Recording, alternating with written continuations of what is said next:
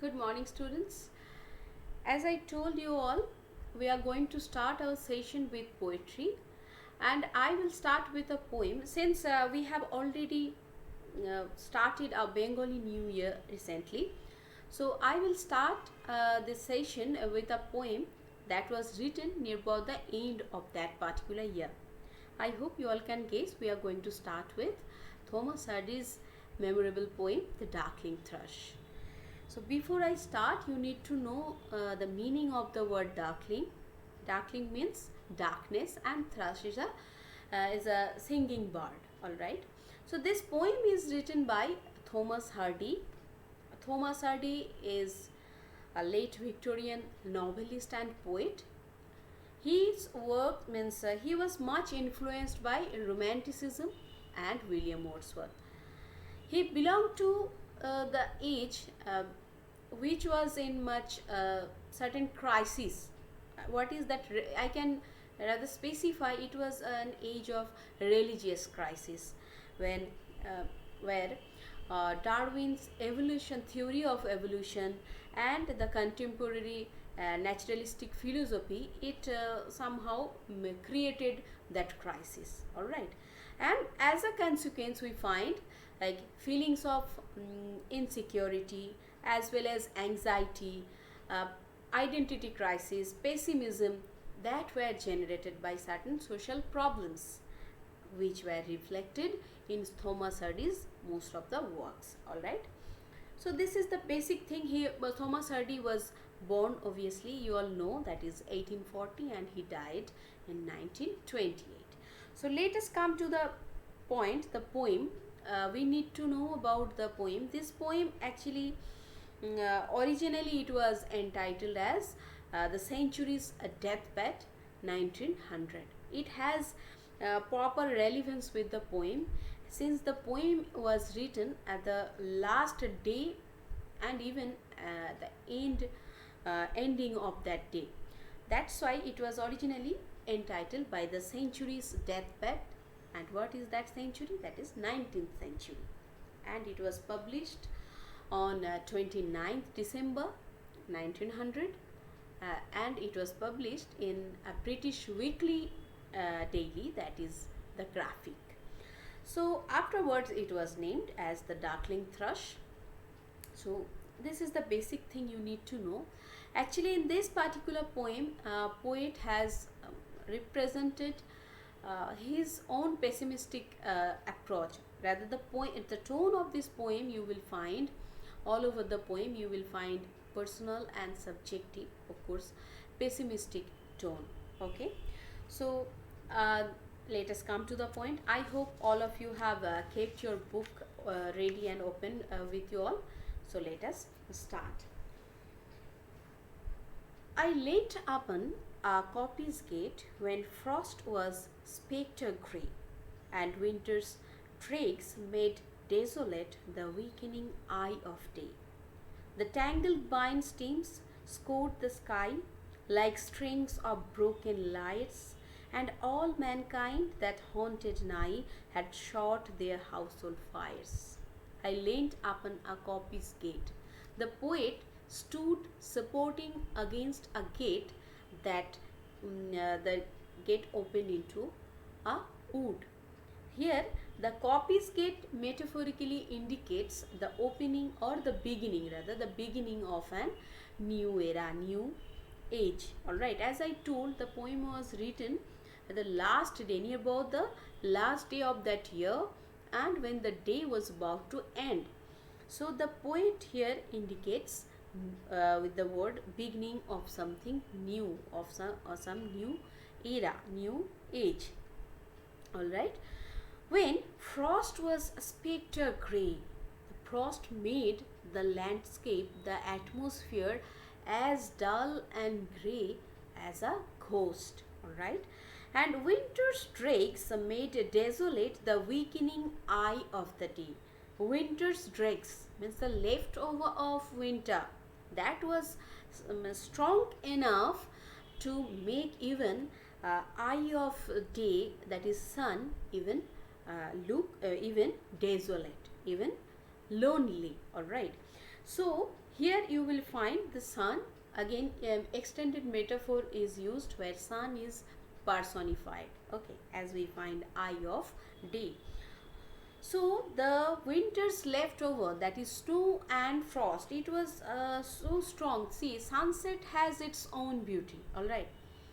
But the poem is written in such a way, rather the poet feels is uh, the poet expresses the dark and somber landscape in such a way that even it was so strong, the frost means even the leftover of winter, okay, it was so strong that it could even make sun desolate or lonely.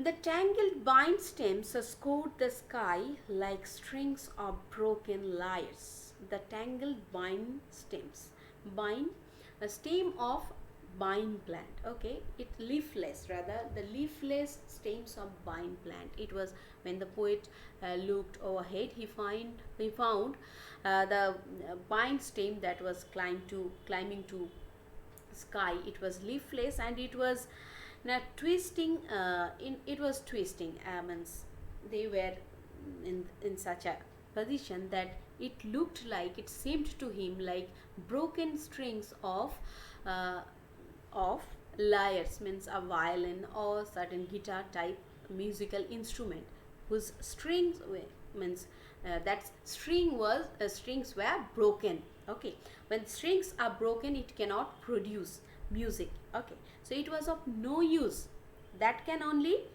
mm, it can produce only silence. So the poet is so much means he is so, his feelings is so hopeless, since it was as I already told, he belonged to means the late Victorian period. He used to belong to that particular age when there was religious crisis. Okay, so his loss of faith in Christianity or rather religious aspects produced such feelings within, such hopelessness within him, that even though means the stanza only including the opening line, it can produce the atmosphere of isolation and remoteness. All right, so here these things are quite prominent. And all mankind that haunted nigh, haunted means visited nigh near, had shot their household fires, means all mankind, they were about to return back to their home to get the cozy comfort of the fireside at their home. Okay, the warmth of fireside, all were about to seek that, whereas the poet alone was an outsider who stood alone outside and who was observing such a dull and somber landscape in that particular evening. Let us, I hope you all could understand first stanza. Now let us move forward to the second one. The land's sharp features seemed to be the century's corpse outlined. His crypt and cloudy canopy, the wind its death lament. The ancient pulse of germ and birth was sunken hard and dry, and every spirit upon earth seemed fatherless as I. The land's sharp features. Here, the lands means the barren landscape, obviously, which is already explained.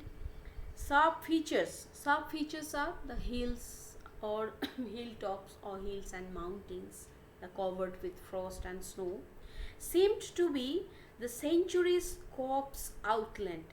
Okay, so the features, the mountains, hills, its tops, everything seemed to him to be the deathbed of 19th century. Okay, once again you will find that the mood of the poem, the poet's tone also you all can understand. All right, this centuries. Okay, his crypt, the cloudy canopy, the wind its death lament. Okay, so clouds floating in the sky in such a way that it seemed to be a burial place or the death tomb. or burial tomb, and the wind it blew in such a it the wind rather is singing a mournful song of that particular century. Okay, means the wind makes a sad and depressing lamentation. Okay, it serves rather as a song of lamentation over the death of that century, that is 19th century. The ancient pulse of germ and birth here was a sunken heart and die. Poet, you all can understand, the poet is so dejected and disillusioned that the ancient cycle of life and death, okay, it also seems to him to be what can I say, to be battered. All right, so it seemed to him something that even proved to be means the it refers to certain sheet which was once fruitful or was once successful to produce life. Okay, new to means start something new or to produce something new which has become dry and which has become hard. All right, and every spirit upon earth seemed fervorless as I. And in such a condition, everything, the poet, as I told already, the poet feels so dejected and so disillusioned that everything seemed to him to be devoid of passion, energy, enthusiasm, everything. Means he himself feels lack of energy as well as enthusiasm. It's the same with each and every creation of this universe. And in such condition, the first two in these first two stanza we find that the poet has expressed the somber aspects. Okay, and a certain figure of speech also. You, as I told, the entire poem is actually extended metaphor is used everywhere. Okay, here you will find, like in this line, his crypt, the cloudy canopy. Here see crypt, cloudy canopy, see alliteration we find. What is alliteration? Alliteration is the repetition of certain consonant sound, mostly at the beginning of a word. All right, so here along with that we find in this particular part, like the ancient pulse of germ and birth was sunken hard and dry. Here we find once again, like we find again the means that of this part that the old century means where we find that the wind, it's a death lament. Okay, there also we find, again we find old century is personified. So anyway, all these things will be elaborated today. I'm just going to line explanation. Next day I will be explaining its theme and all. So I hope you all will be definitely following. So let us come to the third stanza. At once a voice arose among the bleak twigs overhead, in a full-hearted evensong of joy illimited. Means at this very juncture, the poet hears a hopeful and jubilant song, and that is also sung by an aged, frail thrush. All right. So at once a voice means the voice, the song of the thrush, arose among the bleak twigs overhead. Bleak means dull. Okay, that is not able to produce any kind of vegetation. All right.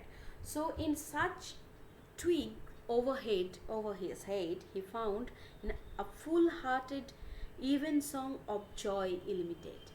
Means an aged frail thrush with its full-hearted song was heard. Here the word bleak twig, here we find antithesis. Okay, that is oxymoron, where means dull thing can produce certain it's quite two opposite ideas are placed together. All right, so means here the what I was telling, the thrush which is frail, which is aged, which is gaunt and small, means its own physical things are limited that can produce certain unlimited joy.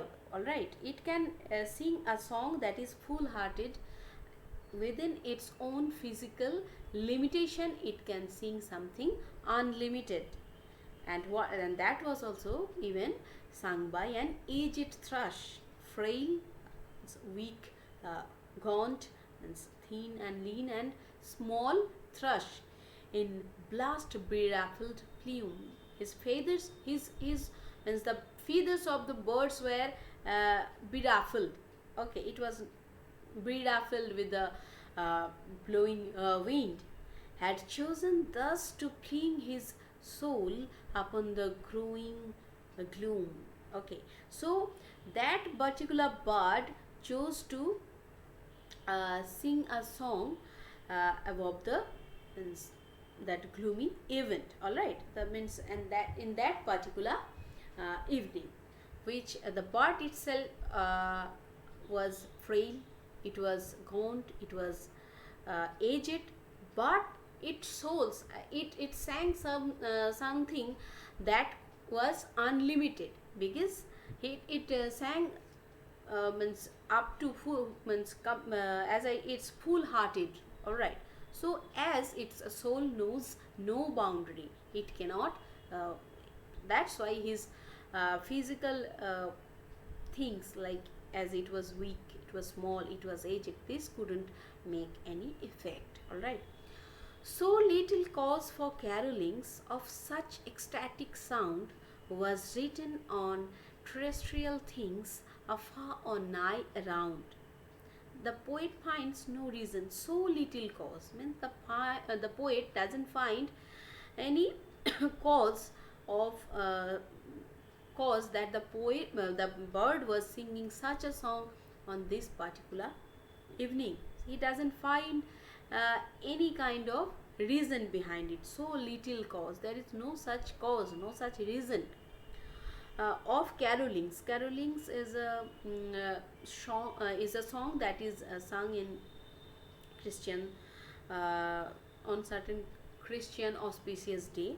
Okay, of such ecstatic sound, such overwhelming song, overwhelming sound, overwhelming sound of happiness. It produced certain ray of hope into the mind of the poet, and the poet finds no reason was written on terrestrial things, on these earthly things. There is no such reason of singing such a song for the bird, but the bird sang certain thing. Okay, certain song afar or nigh round.